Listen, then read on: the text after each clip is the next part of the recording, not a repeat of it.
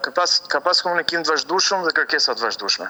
Masat janë marrë aq sa ne kemi pasur kapacitetet dhe mundësitë që të merren. Masat parandaluese. Cilat janë? Masat e Cilat tjera, janë masat? masat 5 e masa tjera. parandaluese. Cilat janë? Çfarë masash?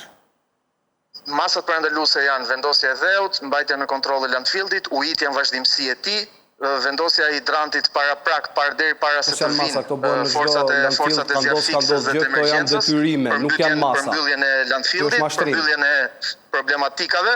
Këto janë masat para praket. Masat e tjera janë që ne që ditën e djeshme të gjithë ndërmarrja e punëve publike e Bashkisë Elbasanit, kompanitë të cilat kanë për detyrim dhe punojnë në Elbasan për shkak të emergjencave civile, të gjitha bizneset, të gjitha makineritë po punojnë dhe po ndihmojnë për mbylljen e zjarrit.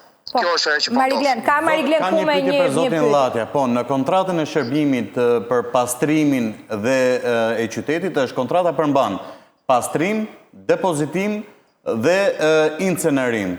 Se neve shohim aty një mal me plera që është thjesht janë derdhur aty rifugjo dhe nuk shoh asnjë lloj trajtimi tjetër.